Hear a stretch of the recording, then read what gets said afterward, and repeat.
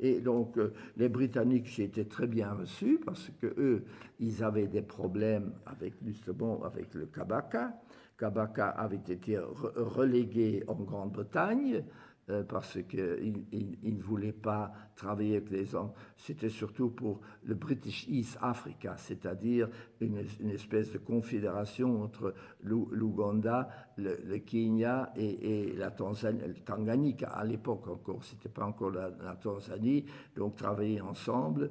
Et le Kabaka s'était opposé parce qu'il sentait que ça va diminuer mes pouvoirs, il ne voulait pas, il a été relégué, mais la pression a été très forte, tellement forte que les Anglais ont accepté qu'ils reviennent.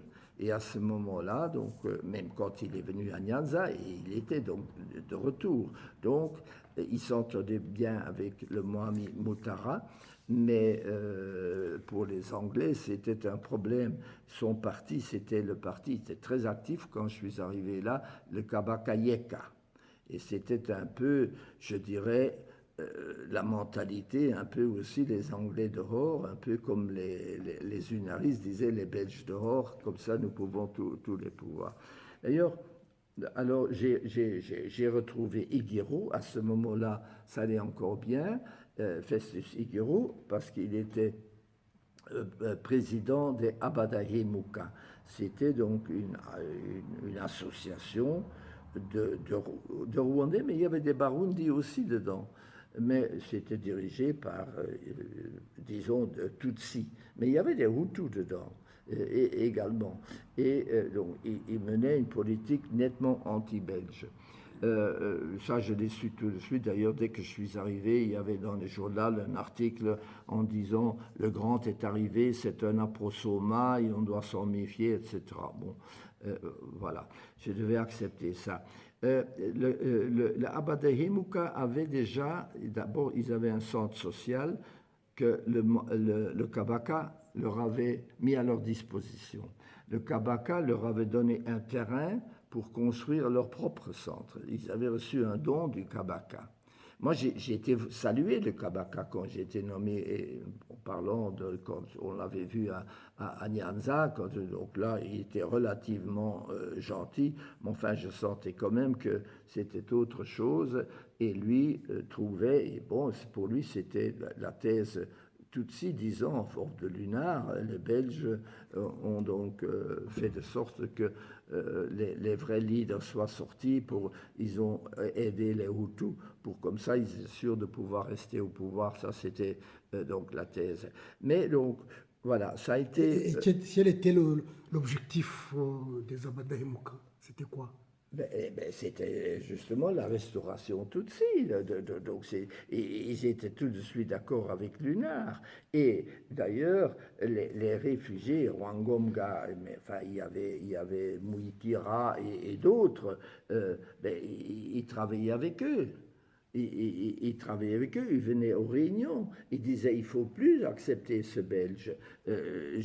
Ma tête a été mise à prix, j'ai ces lettres-là. Bon, un certain Calais du Caire écrivait, notamment justement à Higuero, en disant voilà, donc ce Belge-là, il faut le liquider, ce sera donc un signal aux autres que les Belges, que bon, ils sont en danger et qu'on ne fait pas de leur politique. Ceci, c'est donc en 60, c'était 3 mois et juste après l'indépendance du Congo aussi. Et donc c'était leur politique. Et je dois dire aussi à ce moment-là, comme le terrain du Kabaka, ils voulaient donc y construire. Il y avait le projet, nous avions le projet, c'était le Rwanda-Burundi, c'était le vice-gouverneur général, c'était la Belgique, avait prévu un budget de 500 000 francs pour construire le centre social. Et puis on avait prévu, et si ça ne suffit pas, on peut monter jusqu'à 1 million de francs belges de l'époque. Et donc, bon, voilà. Mais moi, j'ai très vite vu que, bon, qu'ils ne voulaient pas me voir, qu'il y avait problème. Alors, les Hutus qui étaient dedans, il venait me voir et dit, mais nous voulons savoir, nous, qu'est-ce qui se passe chez nous, qu'est-ce qui se passe au Rwanda. Ils avaient déjà des contacts d'ailleurs aussi parce qu'ils recevaient déjà les IMVAO, ça se distribuait. Mais ils venaient m'en demander aussi, j'en distribuais, mais j'ai des côtés, c'est la thèse, donc c'est la démocratisation du Rwanda, les Hutus. Voilà. Donc ne croyez pas tout ce que Lunar ici vous dit. Mais donc les gens comme justement, même il y avait le bishop Charita, c'était à Masaka, c'était un bishop anglican, mais d'origine rwandaise, Charita. Il avait sa famille encore au Rwanda.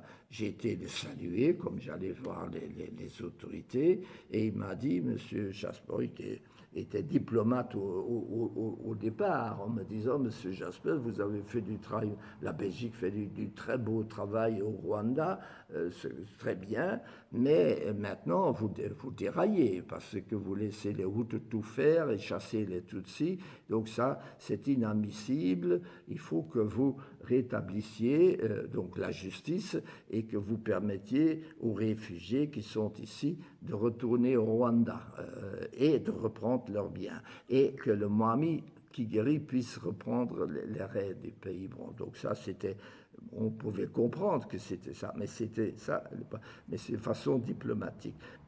Autre chose, Kalim Mouzo, dont j'ai parlé, le Head District Commissioner, est aussi venu me voir. Lui m'a fait une lettre en disant, écoutez, j'ai ma famille encore au Rwanda, j'exige du gouvernement belge qu'il fasse revenir ma famille, que leurs biens leur soient restitués et que des indemnités soient payées par la Belgique. Sinon, il menaçait un peu, il avait raison de son point de vue, sinon je ferai une campagne internationale contre la Belgique. Bon, tout ça, donc ça bougeait très fort. Alors, il y avait pas mal de gens dans les camps des réfugiés, des Tutsis. Il y en avait même qui étaient partis avec leur bétail. Et notamment, moi j'allais voir les autorités, aussi leur demander aux autorités locales, les Bami, donc de là-bas, d'aider les réfugiés et que la Belgique pourrait aider si on pouvait les installer sur des terres. Je tiens à le dire, Lumugabé de l'Ancolé, au contraire, il m'a reçu avec son premier ministre, parce que en Ouganda, ils étaient un peu plus loin que nous, puisque donc aussi le Kabaka avait son Katikiro, qui est le premier ministre, etc. Donc mais son premier ministre lui disait, non, on ne peut pas accepter ces réfugiés parce qu'ils sont venus avec leur bétail. Nous n'avons pas assez de terre, surtout pas assez de pâturage pour nos propres bétails. Nous avons peur qu'ils amènent des maladies, donc nous demandons une chose, c'est qu'ils rentrent au Rwanda. Nous ne voulons pas les avoir. Donc ça, c'était l'attitude. Il n'y en avait qu'un seul que j'ai vu, c'était le Mukama du Taureau. Au Taureau, donc le Mukama, mais c'était loin, bien sûr. Hein, c'était à Fort Portal, la capitale, que j'ai été voir aussi. Et il m'a dit, moi j'ai des terres, et il y a de la place ici. Si ces gens veulent, on peut leur donner des terres, les mettre en valeur, etc. Mais ça, les réfugiés ne voulaient pas, parce que j'allais les voir. Je faisais des réunions en disant, écoutez, vous êtes réfugiés, on va essayer d'arranger votre vie pour que vous puissiez gagner votre vie, enfin que travailler, avoir des terres, on cherche, ou même du travail. Et en général, donc il disait d'accord, il discutait avec moi, il disait d'accord, bon, mais comment, on va essayer de voir. Et tout de suite, le lendemain ou 2 jours après, si je repassais, c'était non, niet. Parce que, justement, les réfugiés, les lunaristes, les dirigeants, ne voulaient pas. Ils ne voulaient pas d'arrangement. Il n'y a qu'une chose que nous voulons, c'est retourner au Rwanda et reprendre notre place, et reprendre nos biens et être réinstallés, et rien d'autre. Et il craignait que des gens aillent s'installer là où ils auraient pu s'installer pour avoir des terres, etc. Parce qu'à ce moment-là, ils perdaient des troupes qui étaient maintenant dans l'obligation, en quelque sorte, de faire la guerre pour pouvoir se réimposer au Rwanda. Donc il y a eu des attaques vers le Rwanda. Donc c'était quand même très délicat et on ne pouvait pas avancer.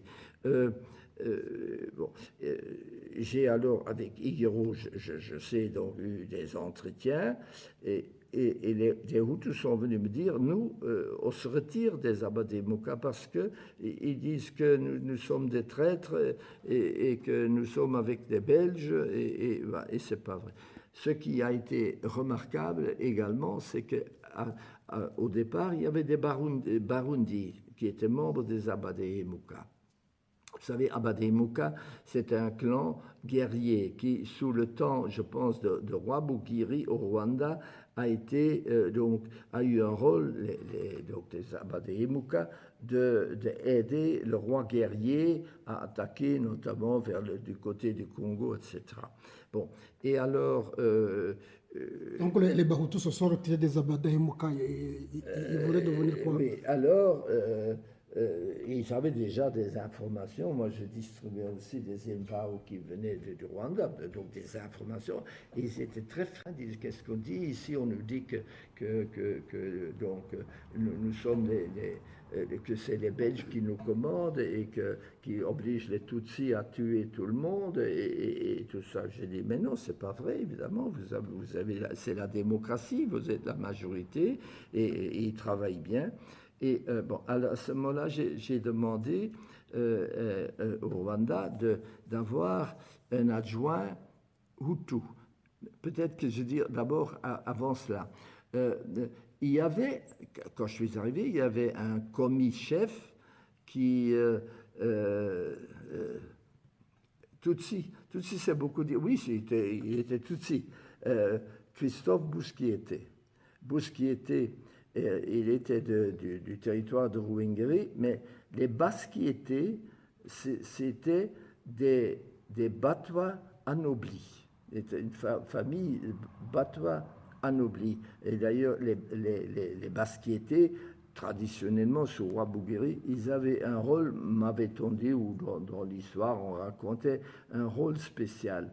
Quand on faisait la guerre, ils étaient, comme les Bakwa étaient évidemment les fers de lance du Mwami, surtout au roi Bugiri, pour attaquer, etc. Et ils avaient un rôle spécial. Ils devaient alors, quand l'ennemi attaquait, même des femmes, et montrer leur derrière pour montrer le mépris à l'attaquant. Est-ce que c'est vrai? Je ne sais ce qu'on m'a raconté à ce moment-là. C'était des... Enfin, on les appelle Abahenini. Bouhéna, c'est pointer l'anus vers... bon, ben voilà. Donc Christophe était en fait était un garçon qui avait Astrida, était le commis-chef, et très compétent, et il travaillait donc très, très bon avec nous. Mais très vite, je sentais qu'il était aussi sous l'influence de ça. Et alors je me souviens qu'il a fait fiancer la fille du bishop Charita. Et il est venu chez ma femme à un thé pour présenter sa fiancée. Donc on a fait la connaissance de la fille de Charita. Mais alors, quelque temps après, nous avons découvert que Christophe travaillait avec les Abadé-Mouka. Il leur donnait des informations de mon bureau aux Abadé-Mouka. C'était évidemment le sang qui court plus vite que c'était son sang, donc, en fait. Donc, Christophe Bousquiété était dans votre bureau, vous travaillez ensemble, et il donnait des informations aux Abadé-Mouka sur l'influence d'Olina. Oui, voilà, donc là. Alors, quand j'ai découvert ça, j'ai demandé qu'il soit licencié, parce que c'était pas admissible, il a été remercié, mais... il y avait le consul honoraire qui était un Belge, qui était un commerçant. Il a repris alors, c'est lui qui l'a repris. parce qu'il n'avait rien à voir avec mes tractations avec politiques, disons. Le consul était là pour les Belges, et c'était un commerçant, et comme c'était un garçon intelligent, il a repris. Moi, je ne me suis pas opposé. Je dis là, hein, il ne peut plus se mêler de nos affaires. Mais ce que je veux dire aussi, résultat, fiançailles rompues avec la fille de Bishop Charita. Parce qu'il n'était plus chez nous, il ne pouvait plus... Bon, alors, les fiançailles ont été rompues parce qu'il n'était plus chez nous pour donner des informations. Comme quoi, donc, même le bishop était dans toutes ces histoires-là aussi. Hein, donc ça, c'était la caste Tutsi qui dirigeait. Moi, je ne dis rien. Au contraire, j'ai toujours eu une grande admiration pour les Tutsis. Et tant que les choses allaient bien, qu'ils étaient aux responsabilités, au pouvoir, ils étaient formidables. C'était les Amajambélé, ils étaient intelligents, ils travaillaient. C'est qu'au moment où ils ont senti que la démocratisation était en route, elle a été d'ailleurs peut-être un peu trop vite à ce moment-là, mais enfin, il fallait le faire. Donc là, alors, c'était trop tard, c'était fini. Bon, et alors, Christophe parti. Alors là, j'ai demandé au Rwanda de m'envoyer un autre, mais un adjoint en quelque sorte, et pour Hutu à ce moment-là, parce que bon, les Hutus, et on m'a envoyé Esdras Mpamo, qui était, parce que, notamment aussi parce qu'il était assez actif comme Hutu, mais également parce qu'il parlait bien l'anglais. Il était à la mission de Goma en territoire de Kibuye, d'ailleurs, mission de Goma des Adventistes du 8e jour. Donc, il était donc de cette formation-là. Et lui a été nommé auprès de moi. Ça a été très bien. Maintenant, une chose peut-être qui aussi révèle la mentalité ou l'évolution ou l'influence de l'Amérique aussi, parce que déjà à ce moment-là, au moment même, nous ne le savions pas, mais plus tard, en réfléchissant, on dit voilà. Mene Williams, secrétaire d'État américain aux affaires africaines, vient à Kampala aussi. Donc un peu avant l'indépendance, hein, donc aussi de l'Ouganda. Et je suis invité en tant que vice-consul de Belgique, et j'ai demandé à ce que Mpamo puisse aller avec moi. Je dis, c'est mon adjoint rwandais, etc., à la réception chez le consul général d'Amérique. Et bon, il est allé avec moi, bien sûr, c'est accepté. Et quand j'ai été présenté à secrétaire, donc Mene Williams, secrétaire d'État, et j'ai présenté mon adjoint. Et M. Beneville m'a tourné le dos et il n'a vu que Pamo. Il ne m'a plus rien dit. C'est lui. C'est-à-dire que l'Amérique venait vraiment pousser. Ils appelaient ça, les Anglais, the wind of change. Je parle donc de 60... Le vent de changement.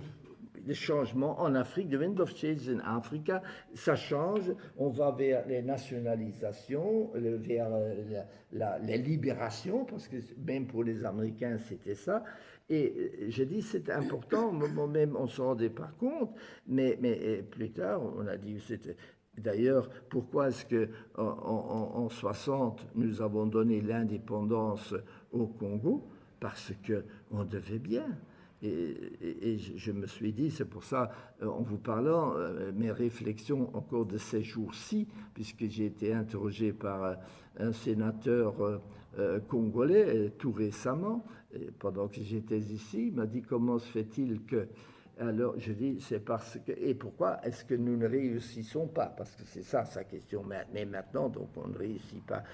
Pourquoi? J'ai dit, parce qu'à mon avis, mais nous ne le savions pas, on a dû vous donner l'indépendance trop tôt. Ou bien on aurait dû la préparer avant. Mais ça, on ne se rendait pas compte. Et la situation spéciale de mon gouvernement, du gouvernement belge, était importante parce que nous ne voulions pas, nous disions ils ne sont pas prêts et on a dû le faire sous pression des autres. Dites-moi, M. Oui. Jaspers, quand ce représentant américain n'a pas voulu vous a tourné le dos lors de la réception, C'était pour ne pas saluer Mahamo ou c'était pour... Non, c'était parce qu'il voulait parler qu'avec Mpamo. Ah, d'accord. Moi, je présente mon adjoint. Eh bien, il me tourne le dos. Moi, je ne comptais plus. Hein. C'est pas moi qui devais voir. C'est le noir avec lequel il devait parler. Et ça s'est bien passé. Ben, avec Pamou, il a discuté. C'est ça que je veux. Donc, il considérait la Belgique comme quoi il ne voulait pas le changement? Non, c'était Wind of Change. Les Belges sont colonialistes. Les Anglais aussi. Ça, ils ne disaient peut-être pas à ce moment-là. Et nous devons traiter. Je viens pour traiter avec les Noirs. Voyez-vous, et pour lui, c'était le représentant du Rwanda qui était mon adjoint, etc. Donc, c'est ça. Et c'est ça qui m'a fait dire aussi, parce que ces jours, on dit, il faut comprendre.